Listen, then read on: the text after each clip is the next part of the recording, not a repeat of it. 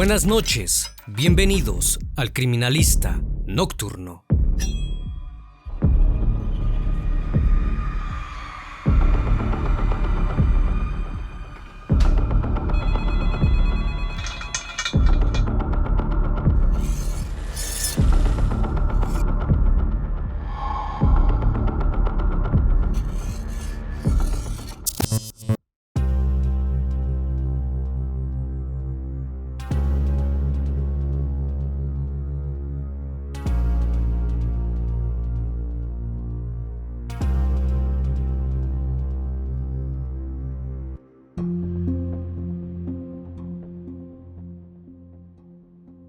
Sobre la calle Irán, a la altura 3037, en la comuna de Macul, ubicada en la ciudad de Santiago, en Chile, había una casa. Desde afuera parecía una vivienda normal, pero a partir de 1974 había ocultado los más terribles secretos. En ese centro clandestino ocurrían cosas inimaginables que desafiaban la razón humana. Un día, una mujer llamada Marta Neira regresó a su celda llorando desconsoladamente. Lo que le narró a sus compañeros parecía sacado de la mente más retorcida de la historia. Minutos atrás, una oficial llamada Ingrid Olderock la había obligado a hacer algo terrible. Tiempo después, esa mujer sería conocida como la mujer de los perros, debido a que los usaba para cometer sus atrocidades. El Criminalista Nocturno. El 15 de julio de 1981, Ingrid Olderock salió de su casa, ubicada en Santiago de Chile, como lo hacía todos los días. Llevaba encima una carpeta, donde un documento evidenciaba sus intenciones de retirarse de la Dirección de Inteligencia Nacional. Pero algo la detuvo. Varias camionetas se estacionaron frente a ella. De las mismas, bajaron dos desconocidos, quienes procedieron a dispararle a quemarropa, primero en la cabeza y luego en el vientre. Luego huyeron de la escena sin dejar rastros. Ingrid fue trasladada a un hospital, donde le dijeron que la bala estaba muy cerca de su cerebro, por ende no podrían removerla. Para sobrevivir, debía pasar el resto de sus días con el proyectil alojado en la cabeza. Ella aceptó, pero jamás volvió a estar tranquila. Aseguraba que quienes habían planificado el ataque eran los mismos miembros de la asociación de la que formaba parte. ¿Pero qué sabía Ingrid? ¿Por qué sintieron la necesidad de borrarla del mapa? Su relación con los crímenes de lesa humanidad cometidos en Chile durante la última dictadura finalmente le estaban pasando factura. Ingrid Felicitas Olderock Bernard nació el 14 de septiembre de 1943 en la ciudad de Santiago de Chile. Sus padres, quienes provenían de Hamburgo y Múnich, se habían exiliado de Alemania en 1926, luego de la Primera Guerra Mundial. Se crió junto a sus hermanas, Hannah-Laura y Keren, bajo un régimen familiar muy estricto. Sus progenitores les inculcaron un gran desprecio por la cultura latina, que según ellos, era menos inclinada al orden. La casa era como un campo minado. El living solo podía ser utilizado para almorzar y hacer la tarea. Las niñas pasaban el resto del tiempo en el dormitorio, ya que tenían prohibido salir a la calle. Tampoco podían decir malas palabras, porque el castigo podía ser terrible. Los Olderock buscaron que sus hijas se diferenciaran tanto del resto, que les prohibieron hablar en español o tener amigos chilenos. Las enviaron a un colegio alemán, y su círculo se remitía únicamente a gente de la comunidad alemana. Pero eso no era todo. La familia, especialmente el patriarca, era nazi. Según el hombre, el mejor periodo que vivió su país fue mientras había estado en el poder, ya que había reinado el trabajo y la tranquilidad. En lo referente a Chile, no estaba muy al día con la política. Sabían quién era el presidente, pero no les interesaba nada más. Aislada de la sociedad, Ingrid pasaba la mayor parte de su tiempo practicando deportes como tenis, esquí, montañismo y judo, en el cual llegó a ser cinturón azul. También disfrutaba de tocar el violín, practicaba hasta 8 horas diarias. Dejando de lado estos intereses, lo que más le gustaba en el mundo a Ingrid eran los animales. Un día llegó a su casa de la escuela con un perro boxer. Si bien en un primer momento su madre se negó a adoptarlo, terminó accediendo. Ya que los Olderock tenían muy buena posición económica, tanto Ingrid como sus hermanas crecieron sin mayores problemas, excepto por los malos tratos de su padre. Incluso siendo mayores de edad, debían obedecerlo. No podían ni siquiera tomar una manzana de la cocina sin su permiso. Ingrid estaba completamente de acuerdo con la personalidad autoritaria de su padre. De hecho, lo admiraba. Sin embargo, sus hermanas pensaban muy diferente a ella. Tanto Hannah-Laura como Keren se mudaron de domicilio en cuanto tuvieron oportunidad, pero Ingrid se quedó y sufrió las consecuencias. Ya siendo adulta, Ingrid no parecía tener ningún plan para su futuro. En 1964, conoció a un inglés, del que quedó completamente enamorada, pero sus padres no lo aceptaron debido a su nacionalidad. Sin la posibilidad de formar una familia, Ingrid comenzó a evaluar opciones. Se dio cuenta de que el régimen autoritario que tanto le gustaba coincidía con un empleo, el de policía. Hasta ese entonces, esa profesión no estaba habilitada para las personas de su género, pero todo cambió cuando en 1967, Carabineros de Chile, la institución policial que integraba las fuerzas de orden y seguridad, autorizó el ingreso de mujeres a su escuela de oficiales. Ingrid se anotó en el primer concurso, sin dudarlo. Esto hizo enojar a su padre, que si bien había combatido en la Primera Guerra Mundial, no le gustaba para nada la idea de que su hija se relacionase con las Fuerzas Armadas. Pero contra todo pronóstico, Ingrid mantuvo su elección. Gracias a sus habilidades en el judo y otras artes marciales, le fue muy fácil integrarse.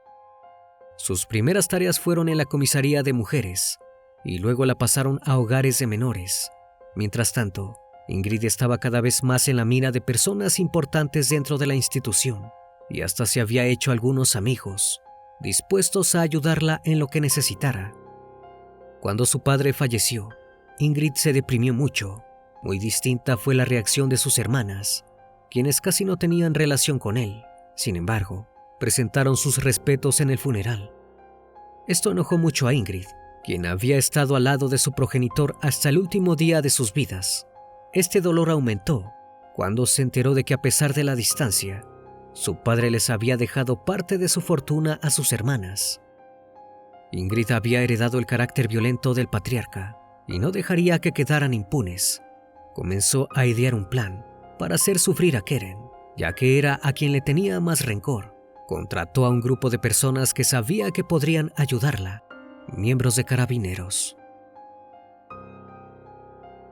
Así fue como un día, Keren fue golpeada en la calle. Hasta quedar inconsciente, la subieron a un automóvil y la trasladaron hacia una casa deshabitada. Una vez allí, procedieron a maltratarla y abusaron de ella. Luego de dejarla agonizando durante varios días, Ingrid se presentó ante ella para hacerle una propuesta. Si renunciaba a la herencia y se exiliaba a Alemania, la dejaría con vida. Keren aceptó sin dudarlo, pero nunca se volvió a saber de ella. Mientras Ingrid continuaba desempeñando su rol dentro de Carabineros, sus dotes deportistas no hicieron más que mejorar. Fue la primera mujer paracaidista de América Latina. Demostró ser especialista en tiro, equitación y en entrenamiento de perros. Para esa misma época, se estaba gestando algo a lo que Ingrid era ajena, pero a la vez muy consciente. El 11 de septiembre de 1973, se llevó a cabo un golpe de Estado en Chile, liderado por el militar Augusto Pinochet.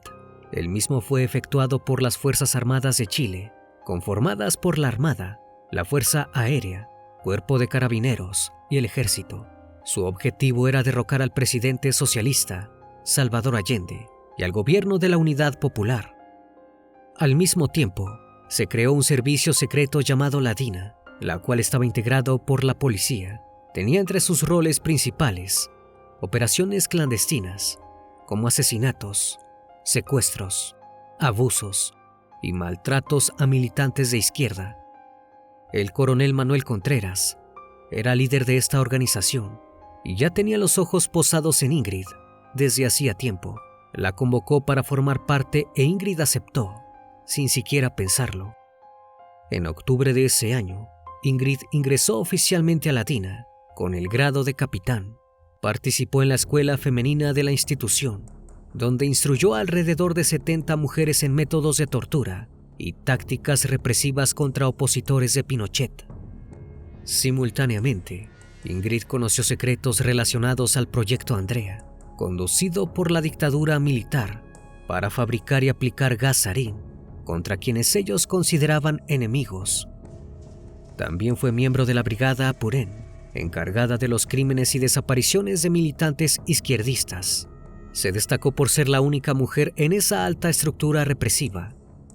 A medida que demostró lo cruel que podría llegar a ser, fue consolidando su posición de poder dentro del servicio.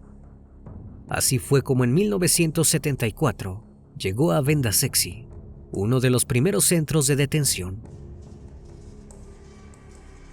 La casa funcionaba en la calle Irán, a la altura 3037, justo en la esquina de Los Plátanos, en la comuna de Macul, ubicada en Santiago.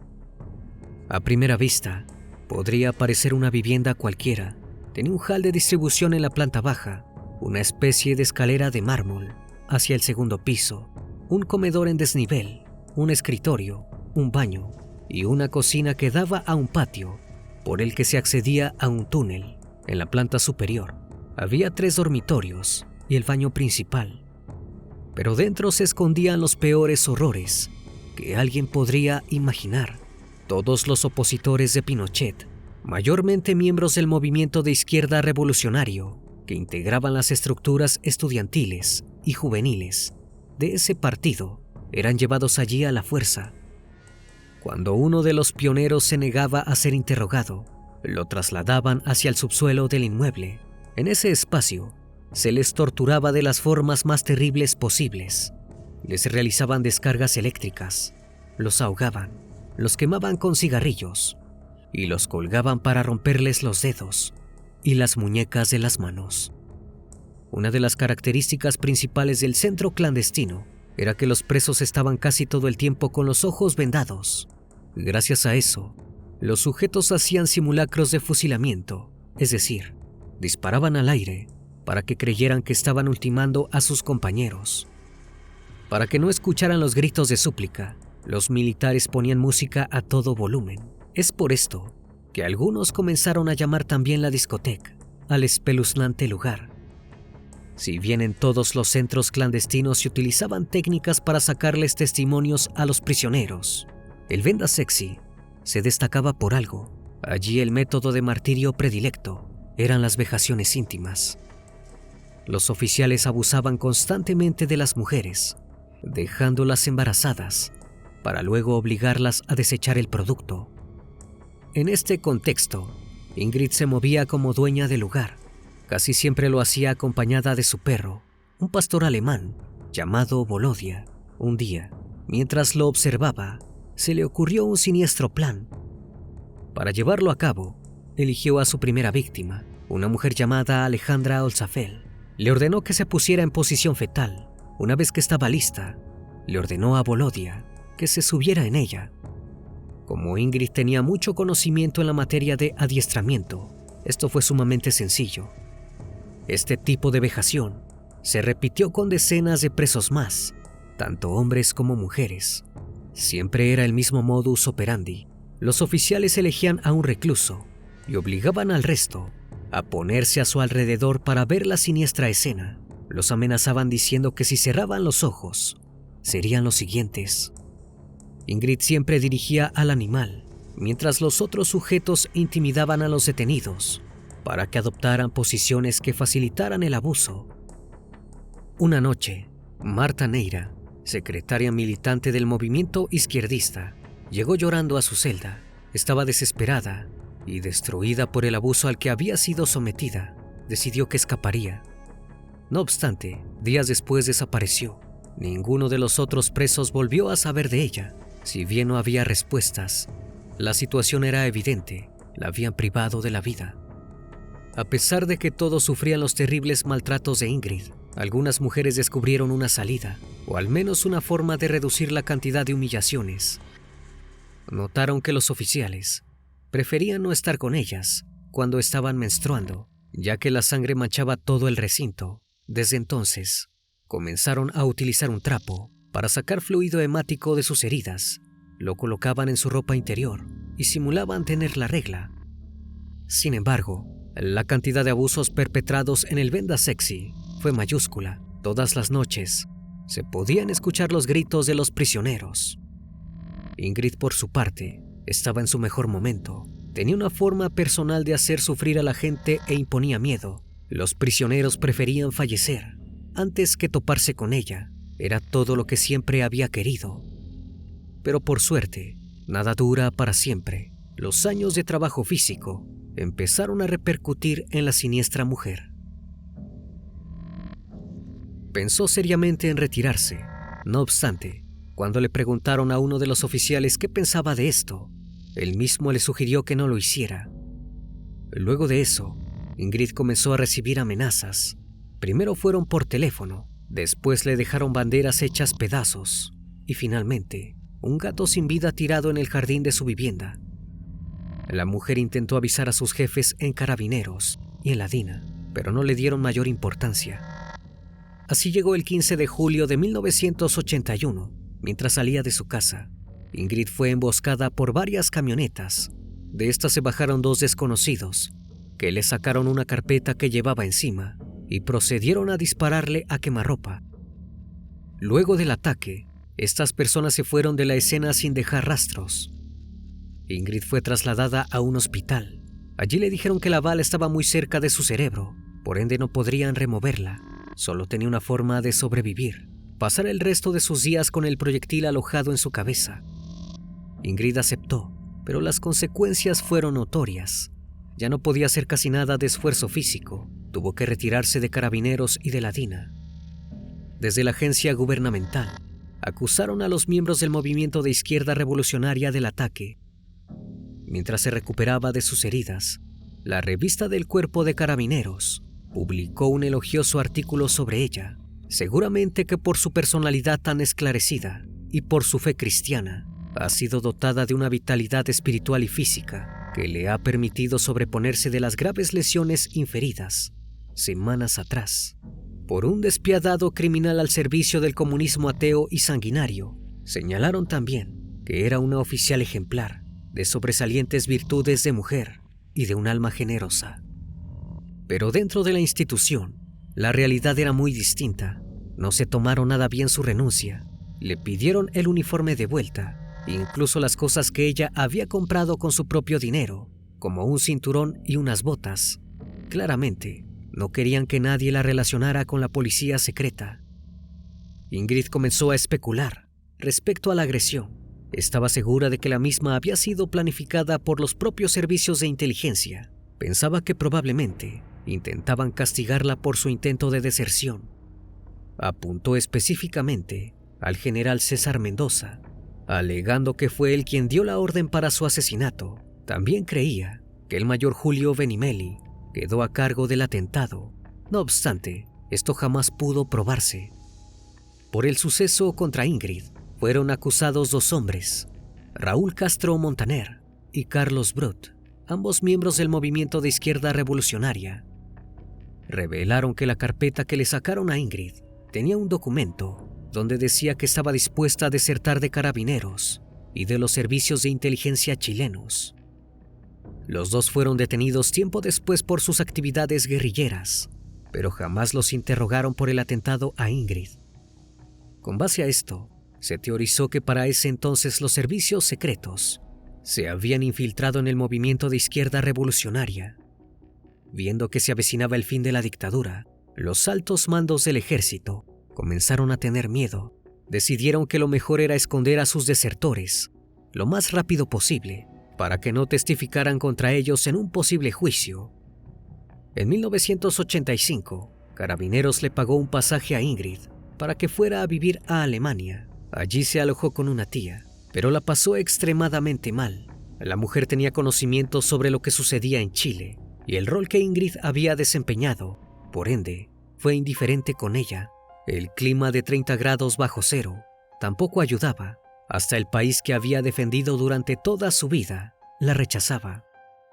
Durante su estadía, Ingrid concedió una entrevista a la televisión de Alemania Occidental. Admitió que en Chile se maltrataba a los presos políticos de manera macabra. Este accionar se realizaba hasta en niños, para obtener confesiones acerca de sus padres. No obstante, negó haber sido parte de esto. Al poco tiempo, Ingrid regresó a Chile. Su vuelta coincidió con el fin del régimen militar, después de 17 años de torturas, persecuciones y desapariciones. El 11 de marzo de 1990, Augusto Pinochet le otorgó la banda presidencial al primer presidente electo democráticamente, Patricio Aylwin. Desde entonces, Ingrid fue citada en decenas de ocasiones para declarar por los crímenes cometidos, sobre todo en el Venda Sexy. La acusaron de homicidio calificado, raptos, torturas y desaparición de hombres y mujeres. Incluso se referían a ella como la mujer metralleta. Sin embargo, los psiquiatras de Carabineros la declararon demente, diciendo que la bala que había recibido durante el ataque le afectó la memoria. Siguiendo esta misma línea, Ingrid testificó que padecía de amnesia y salió impune del juicio. Incluso relató que había olvidado cómo hablar en castellano. Tampoco recordaba cómo leer, escribir y cómo tocar el violín. Por alguna extraña razón, sí sabía perfectamente alemán. Luego de salvarse de la justicia, permaneció durante largo tiempo en el anonimato, hasta que algo sucedió, o mejor dicho, alguien apareció.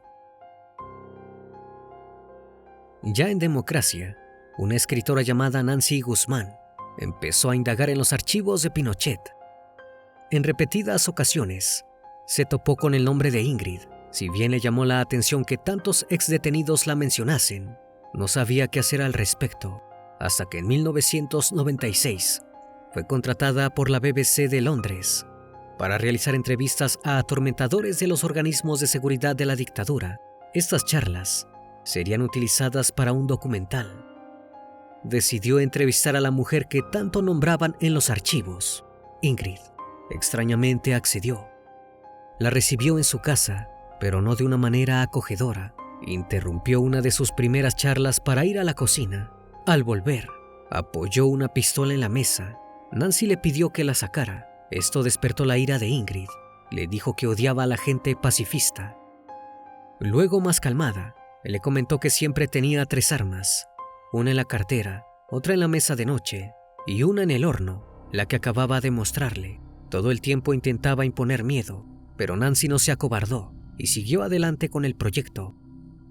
Durante estas charlas, Ingrid se negó a haber desempeñado un rol de agente represivo durante la dictadura. Expresó que había trabajado en la DINA como analista de la brigada Apurén. En sus palabras, se encargaba específicamente de leer documentos religiosos.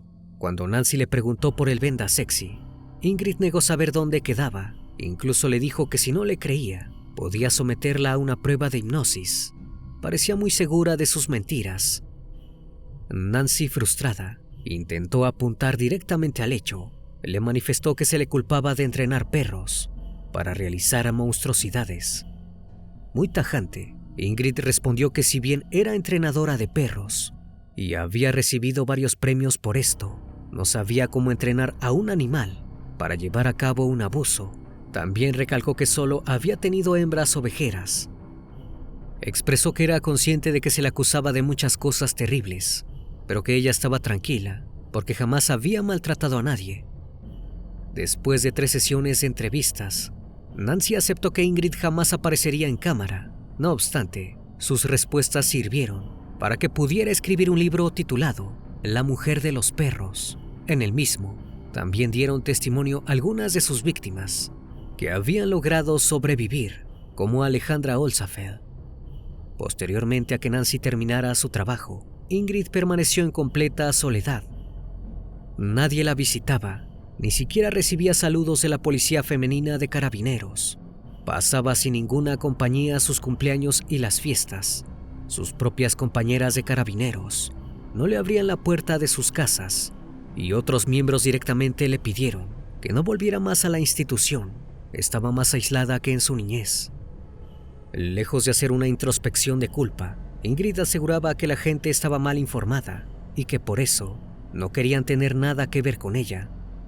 Para ese entonces, su estado físico había ido de mal en peor. Lucía siempre desaliñada, sufría de sobrepeso y su rostro estaba completamente inexpresivo. Su casa iba a tono con ella, estaba completamente desordenada. La bala que tenía alojada en la cabeza le molestaba todo el día. El dolor era tan penetrante que a ratos tenía que acostarse en la cama hasta que se estabilizara. A pesar de que los doctores le dijeron que debía llevar una vida sana, pasaba casi todos los días fumando hasta 4 cajas de cigarrillos y tomando café. Fue sumiéndose cada vez más en una depresión que le quitó primero las ganas de trabajar y paulatinamente las de despertarse cada mañana. Cuando finalmente recibió visitas, fueron de periodistas que buscaban su testimonio. En esas ocasiones, volvió a asegurar que había servido a la patria y no a la institución Carabineros. Afirmó haber actuado solo para cumplir las funciones que le ordenaron. También relató que a pesar de saber que tenía vecinos de izquierda, jamás les había hecho nada, porque era una buena cristiana. Cuando le preguntaron si leyó las declaraciones de los familiares de detenidos desaparecidos, respondió que no le interesaba el tema respecto a dónde estaban los cuerpos. Expresó que quienes sabían de eso no abrirían la boca porque los condenarían, a pesar de haberle hecho un favor al país. Parecía ser que haberse quedado completamente sola no la había hecho reflexionar sobre sus actos. Durante sus últimos meses de vida, planeó irse al sur a ayudar en un hogar de ancianos evangélicos. Sin embargo, jamás llegó a intentarlo. Temía que le dijeran que no. Terminó volcándose en actividades que podía hacer sin necesidad de relacionarse con nadie. Compraba puzzles para niños y pasaba meses enteros armándolos. Tocaba el acordeón y la trompeta a todas horas. Conservaba un criadero internacional de perros. Cuando se portaban mal, les tiraba agua o les daba pastillas, siguiendo el régimen de conducta que siempre la había caracterizado. Consideró venderlos en varias ocasiones, pero nunca lo hizo. No estaba nada feliz. Sentía que su vida no era normal. Ansiaba tener compañía de gente de su edad y hasta de una pareja. A veces tomaba su camioneta y recorría los alrededores de la ciudad. Miraba el paisaje y volvía a su casa. Generalmente las visitas le servían de inspiración para pintar.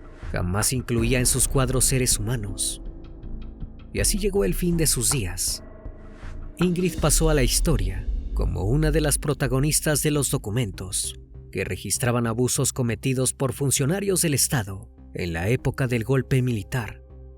Continuó enorgulleciéndose de sus ideales nazis y mostró siempre sus respetos a Augusto Pinochet.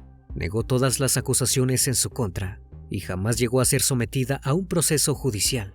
Siguió aduciendo demencia a causa del proyectil alojado en su cabeza tras el atentado.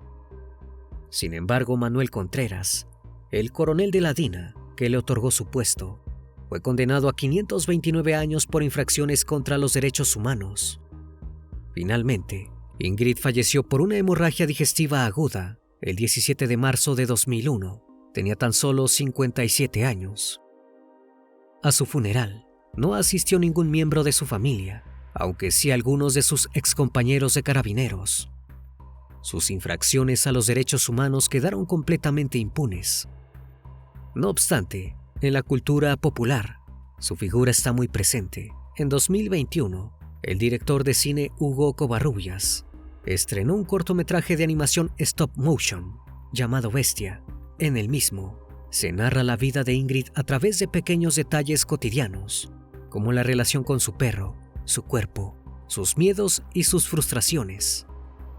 El mismo fue nominado a los premios Oscar, pero no se llevó la estatuilla. Sin embargo, sirvió, al igual que los libros, documentales y cientos de testimonios, para que los terribles actos que ejercieron tanto Ingrid como el resto de los militares no quedaran en el olvido, para que el pueblo recordara la historia y, ante todo, no volvieran a repetirla. Una vez más, estimado público, agradezco su compañía. Gracias por brindar un espacio de su tiempo para conocer un caso más de este canal. Si aún no estás suscrito, te hago la cordial invitación a que lo hagas y formes parte de esta gran comunidad.